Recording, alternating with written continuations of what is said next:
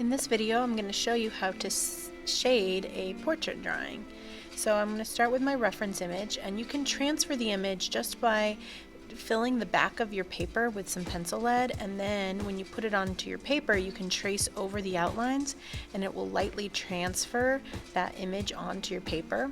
Or another method is to trace over the main shapes. So I'm tracing over the major contour lines, the outlines of the eyes, of the nose, of the head, of the mouth, some of the larger creases of the face, the hairline. In this one I have my hand, so I'm tracing around that. So I'm going to trace all of the major contour lines and features that will help me to get my drawing more accurate. And so from there you can put your image onto a light box, and then I'm going to trace onto my project paper here.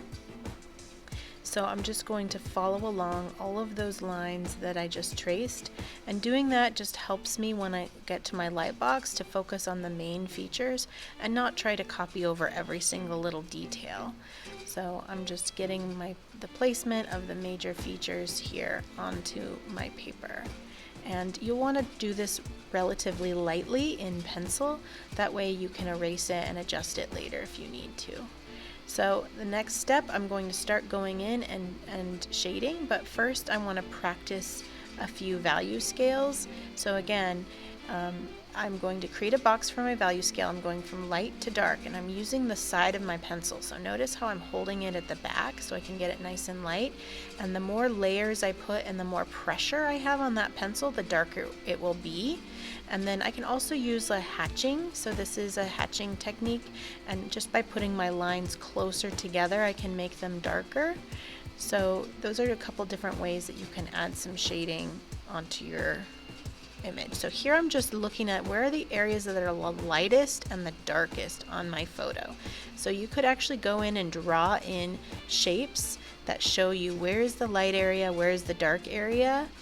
And I'm just going to start by filling in the darkest areas. So the eyes are usually a little bit darker, especially if you don't have a lot of bright light. So I'm going in and I'm filling in the eyes first and making them really dark. I'm filling in the eyebrows, and I'm going to roughly do the hair.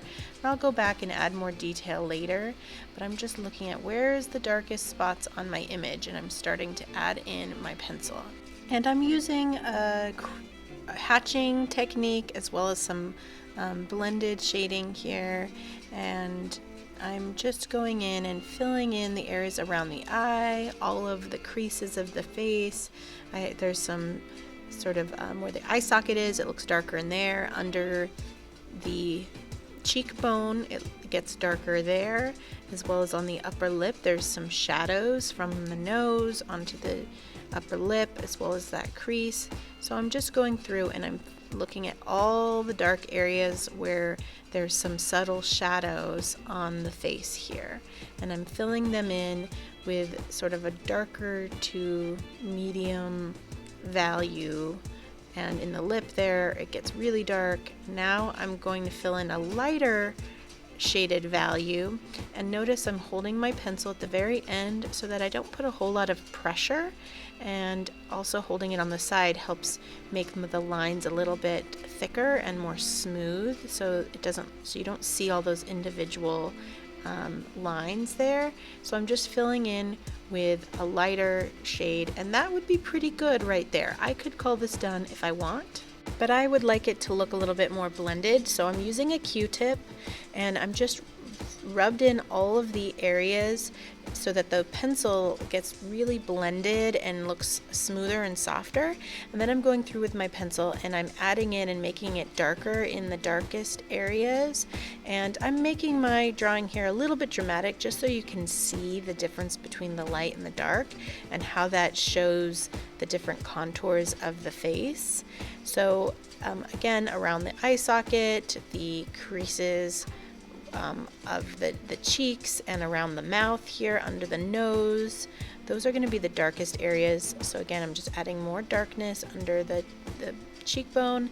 Now this eye socket here I'm making dark around the eye, the eyelashes, and the crease of the upper eyelid. Those are all darker eyebrows, under the chin, and then I'm going to start to define the hand a little bit more, do the hair. So I'm just filling in, looking back and forth between my reference image, and I'm just referring to it really carefully. So this just takes a lot of observation, just looking at all the subtle details, where are the areas of light and where are shadow. And you can always go in with an eraser to take away some of your pencil there. So if you want it lighter, just use your eraser and create a highlight there, or you can use a Q-tip that doesn't have any of the pencil lead on it. That's also a good way to help kind of blend and take away some of the shading that you've added. So you can also use a Q-tip that has been used before, and that will have a little bit of the pencil lead on it, and then you can use that to add some more color other than your pencil to really blend it. So I just decided to go in and fill in this bottom area, make it really dark and contrast with the rest of my drawing. And I'm just going through and refining all the final tips and erasing the smudges at the end. And that's pretty much it. I'm pretty happy with this, so I'm going to call it done.